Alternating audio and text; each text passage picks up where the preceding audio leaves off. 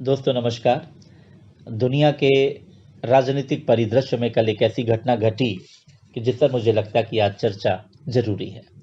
ऐसे समय में जब हर कोई सत्ता से चिपके रहना चाहता है और तमाम देश के राष्ट्राध्यक्ष ऐसे-ऐसे नियम कानून अपने संविधान में ऐसा परिवर्तन कर रहे हैं कि जब तक वो ज़िंदा रहें, देश के शासक वही बने रहें। ऐसे समय में जापान के प्रधानमंत्री शिंजो आबे ने जो कि नहीं कहा जा सकता है कि कोई ऐसा उनका हेल्थ ग्राउंड होगा क्योंकि प्रधानमंत्री का नहीं इलाज होगा तो फिर किसका होगा। उनको पेट की कुछ बीमारी है, कोलाइटिस की उनको प्रॉब्लम है। खैर उनकी बीमारी पे ज़्यादा ना चर्चा करके उन्होंने हेल्थ ग्राउंड पे इस्तीफ़ा दे दिया और जब तक उनका उत्तराधिकारी नहीं चुना जाता है तब तक वो कार्यवाहक प्रधानमंत्री के रूप में काम देखेंगे। लेकिन इसने दुनिया के बड़े-बड़े राष्ट्राध्यक्षों को हिला के रख दिया कि हमारे बीच में 65 साल का, जिसे राजनीति में युवा ही माना जाएगा, एक ऐसा महानायक दुनिया के किसी कोने में मौजूद है जो सत्ता के मोह को त्याग भी सकता है। हमारे यहाँ मोदी जी कहते हैं कि कभी हमारा मन आएगा तो झोला उठा के फकीरों की तरह हम चल देंगे, पर शिंजो आबे ने ये करके दिखाया। दुनिया का इतना इम्पोर्टेंट देश, दुनिया की टॉप 3 महत्वपूर्ण इकोनॉमिक पावर वाला देश का प्रधानमंत्री, और जो जिसने द्वितीय विश्व युद्ध के बाद जापान की दोबारा धमक दुनिया में पैदा कर दी हो, ऐसी लीडरशिप वाला नेता अचानक वो सत्ता से त्यागपत्र दे दे और कोई उसके बहुत बड़े रीज़न ना हो, तो निश्चित रूप से कहीं न कहीं हम तो उन्हें त्यागी कहेंगे ही। और इसके एक बहुत बड़े उदाहरण थे, क्योंकि हमारे सामने भी कि तमाम ऐसे उदाहरण हैं। जैसे जिन्ना ने अपनी बीमारी छुपाई, भारत-पाकिस्तान का विभाजन हो गया। जिन्ना की बीमारी पता होती तो शायद इस भारतीय उपमहाद्वीप का कुछ दूसरा नक्शा होता। इसके अलावा तमाम हम ऐसे नेताओं के हमें उदाहरण मिलते हैं कि वो बीमार थे पर अपनी बीमारी को छुपा के अपनी सत्ता में अपनी ताकत बनाए रहे। तमाम ऐसे मुख्यमंत्री भी हमारे देश में हुए हैं, राज्यपाल हुए हैं, तमाम पॉलिटिकल पार्टी के बड़े-बड़े नेता हुए हैं। अमेरिका, इंग्लैंड, स्पेन, फ्रांस, तमाम जगहों के ऐसे बड़े-बड़े जो हम आप सब जानते हैं, वेल नोन लीडर्स रहे हैं, जिनकी बीमारी का बाद में उनके मरने के बाद पता चला।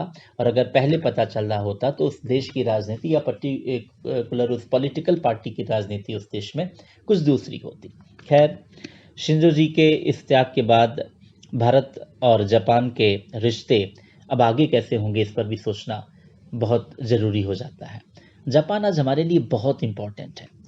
चीन पे हम कभी भरोसा कर नहीं सकते, और चीन को लेके परसेप्शन जो हमारी सरकार का है या पुरानी सरकारों का रहा है या जो देशवासियों का है, चीनी सामान ज़रूर देश में लोकप्रिय रहा जो कि अब नहीं रह गया है, पर चीन को हम कभी भी ज़िम्मेदार नहीं मानते। हालाँकि कोशिश सबने की, नेहरू जी ने भी बहुत कोशिश की थी कि इंडो चाइना रिलेशन बहुत बढ़िया रहे, इंदिरा जी ने भी की, राजीव जी ने तो बहुत ही बेहतर एफर्ट किया था, उसका प्रभाव भी पड़ा कि अगले 20 वर्षों तक किसी भी तरह का कोई डिस्प्यूट नहीं हुआ था। मनमोहन सिंह की सरकार में भी संबंध ठीक रहे, पर मोदी सरकार में हम देखते हैं कुछ तना-तनी का माहौल है। सच्चाई बॉर्डर पे कुछ भी हो, पर आज बॉर्डर में भारत जो कुछ भी निर्माण कार्य करा रहा है, उसमें जापान का बहुत बड़ा योगदान है। जापान और चाइना के बीच में संबंध कभी अच्छे नहीं रहे। 1500 साल पुराना एक इतिहास है जापान और चाइना के बीच में कुछ विवादों को लेकर के। लेकिन जो आधुनिक जापान का भी संबंध है, उसके भी जापान से संबंध चाइना से संबंध अच्छे नहीं है। तो ऐसे में जापान के लिए भारत, भारत के लिए जापान बहुत इम्पोर्टेंट था, क्योंकि अब अंतर्राष्ट्रीय राजनीति में जब हमारा एक पड़ोसी देश पूरी दुनिया पे अपने प्रभुत्व को जमाने को लेके अमेरिका तक से लोहा लेने को तैयार है, अमेरिका का सपोर्ट हमारे साथ है। अमेरिका, ऑस्ट्रेलिया, जापान और आसियान कंट्रीज मिलके चाइना को काउंटर करने की एक पॉलिसी पर चल रहे थे, और इसके architect Shinzo Abe, Donald Trump और मोदी हैं। और ऐसे में इन 3 प्लेयर्स के बीच में शिंजो आबे का यूं निकल जाना भविष्य में अंतर्राष्ट्रीय राजनीति किस ओर करवट लेगी, इस पे भी बहुत कुछ अनिश्चितता के बादल गहराते हैं। और भारत और जापान के संबंध कैसे होंगे, आबे के उत्तराधिकारी कैसे होंगे, इस पर पता चलेगा। जहाँ तक भारत और जापान के संबंधों की बात है, जापान के बहुत एहसान है भारत पे। जो सुभाष चंद्र बोस जी ने जो आज़ाद हिंद फौज की जो स्थापना की, उसकी पूरी फंडिंग करना, उन्होंने जो निर्वासित भारत की जो स्वाधीन सरकार बनाई, उसको मान्यता देना, एक भारत के इतने बड़े नेता को जापान की संसद में उस समय संबोधन का मौका मिलना, और उसके बाद सुभाष चंद्र बोस को लेके जो भी रहस्य है वो आज तक भारत और जापान के बीच में है कि सुभाष चंद्र बोस जी उस कथित दुर्घटना में उनकी मृत्यु हुई थी या नहीं हुई थी, या जापान सरकार ने कोई ऐसी व्यवस्था की थी उनकी सेफ एस्केप के लिए, कि वो कहीं निकले, आगे गए, बाहर गए।